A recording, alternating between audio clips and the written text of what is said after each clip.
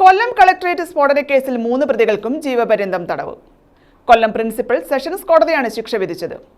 തമിഴ്നാട് മധുര സ്വദേശികളായ അബ്ബാസ് അലി, ഷംസൂൺ കരീം രാജ, ദാവൂദ് സുലൈമാൻ എന്നിവരാണ് 1 മുതൽ 3 വരെ പ്രതികൾ. 4-ാം പ്രതി ഷംസുദ്ദീനെ കോടതി വെറുതെ വിട്ടിരുന്നു. 8 വർഷം ജയിലിൽ കഴിഞ്ഞെന്നും കുറഞ്ഞ ശിക്ഷ നൽകണമെന്നുമാണ് പ്രതികൾ കോടതിയിൽ പറഞ്ഞിരുന്നത്.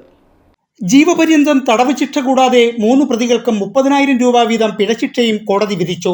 4 ജീവപര്യന്തം തടവ് ശിക്ഷ ലഭിച്ച 2-ാം പ്രതി ഷംസൂൺ കരീം രാജയ്ക്ക് 4 ജീവപര്യന്തത്തിനൊപ്പം 30,000 രൂപ ശിക്ഷ വേറെയും വിധിച്ചിട്ടുണ്ട്. 2-ാം സാക്ഷിക്ക് പ്രതികൾ 10,000 രൂപ വീതം നൽകണം. ശിക്ഷാവിധിക്കെതിരെ മേൽക്കോടതിയെ സമീപിക്കുമെന്ന് പ്രതിഭാഗം അഭിഭാഷകൻ എസ് ഷാനവാസ് പറഞ്ഞു.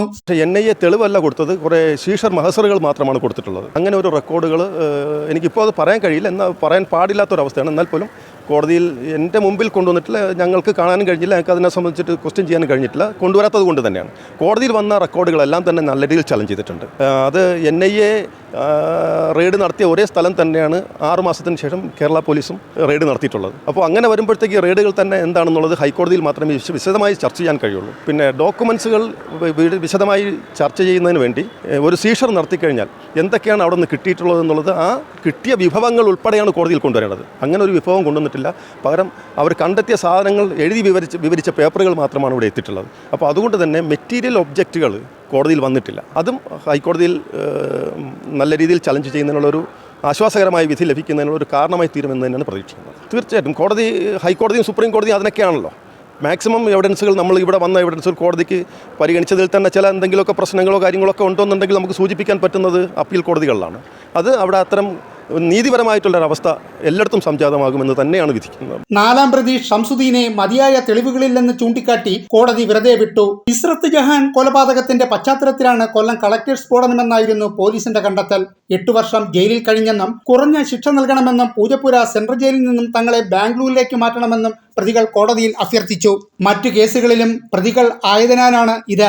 കേസിന്റെ വിചാരണയ്ക്കിടെ 5-ാം പ്രതി മുഹമ്മദ് അയ്യൂബിനെ മാപ്പുസാക്ഷിയാക്കിയിരുന്നു. ജീവപര്യന്തം ശിക്ഷ പ്രതികൾ ഒന്നിച്ചനുഭവിച്ചാൽ മതി. 2016 ജൂൺ 15-നായിരുന്നു മുൻസിഫ് കോടതിക്ക് സമീപം കിടന്ന തൊഴിൽ വകുപ്പിന്റെ ഉപയോഗിക്കാത്ത ജീപ്പിൽ ചോറ്റുപാത്രത്തിൽ ബോംബ് വെച്ച് സ്ഫോടനം നടത്തിയത്. സ്ഫോടനത്തിൽ കണ്ണനല്ലൂർ സ്വദേശിയായ ഒരാൾക്ക് പരിക്കേറ്റിരുന്നു.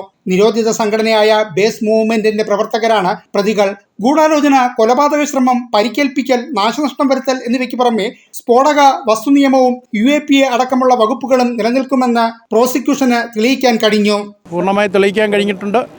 ഒരു പരമാവധി ശിക്ഷാവിധി വന്നിട്ടുണ്ട്. അതൊരു വ്യക്തത ഇപ്പോൾ ഉടനെ ഉണ്ടാവും. 4-ാം പ്രതിയുടെ കാര്യത്തിൽ അത് പിന്നെ പോലീസ് അതോറിറ്റീസുമായിട്ട് കണ്ട് തീരുമാനിക്കേണ്ടതാണ്.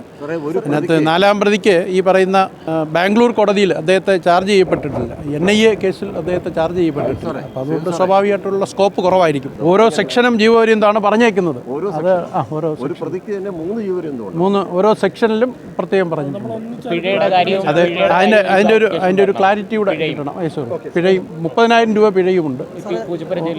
ഇവരെ തിരുവനന്തപുരം ജയിലിലേക്കാണ്. തിരുവനന്തപുരം ജയിലാണ് ഹൈ സെൻസിറ്റീവും പിന്നെ ഹൈ സെക്യൂരിറ്റി ജയിൽ. അവിടെയാണ് ശിക്ഷാവിധി അനുഭവിക്കുന്നത്. മൈസൂരിൽ വെച്ച് NIA ആണ് പ്രതികളെ കണ്ടെത്തി പിടികൂടി കേരള പോലീസിന് കൈമാറിയത്. ഡിജിറ്റൽ തെളിവുകളടക്കം കോടതി കേസിൽ പരിഗണിച്ചിരുന്നു. അന്വേഷണ ഉദ്യോഗസ്ഥനായ ജോർജ് കോശി അടക്കമുള്ളവർ വിധിയറിയാൻ കോടതിയിൽ എത്തിയിരുന്നു. പ്രത്യേകിച്ച് രാജ്യം ഉറ്റുനോക്കുന്ന, സംസ്ഥാനം ഉറ്റുനോക്കുന്ന കേസുകളായിരുന്നു കൊല്ലം ഉൾപ്പെടെ ബാക്കി 4-5 കേസുകളും. അപ്പോൾ ആ കേസ് അന്വേഷിക്കുക അല്ലെങ്കിൽ അന്വേഷണ ചുമതല ഏറ്റെടുക്കുക എന്ന് തന്നെ പറഞ്ഞത് വളരെ സന്തോഷമായിട്ടാണ്. അത് എടുത്ത് അതിനുശേഷം ഉണ്ടാകുന്ന വെല്ലുവിളികൾ ഉൾപ്പെടെയുള്ള കാര്യങ്ങൾ ഉൾപ്പെടെ തരണം ചെയ്യുവാനും എൻ്റെ പ്രധാനപ്പെട്ട എവിഡൻസുകൾ ഉൾപ്പെടെ NIA സീസ് ചെയ്ത രേഖകൾ ഉൾപ്പെടെ കൊല്ലം ഞങ്ങൾ കളക്ട് ചെയ്ത രേഖകൾ ഉൾപ്പെടെ ലിങ്ക് ചെയ്യുവാനും കോടതിയിൽ എത്തിക്കാനും സമയത്ത് എത്തിക്കാനും ഞങ്ങൾ കഴിഞ്ഞിട്ടുണ്ട്. അത് കോടതിയിൽ അവതരിപ്പിക്കാൻ, അത് കോടതിയുടെ മുന്നിൽ കൊണ്ടുവരാൻ പ്രോസിക്യൂഷൻ അവരുടെ ടീമും പരമാവധി ശ്രമിച്ചു. അതുകൊണ്ട് തന്നെയാണ് ഞങ്ങൾ പ്രതീക്ഷിച്ച ഒരു വിധി തന്നെയായിരുന്നു ഇന്ന് ബഹുമാനപ്പെട്ട കോടതി നടത്തിയിട്ടുള്ളത്. പ്രതികൾക്കായി വിധി തമിഴിലേക്കും പരിഭാഷപ്പെടുത്തിയിരുന്നു.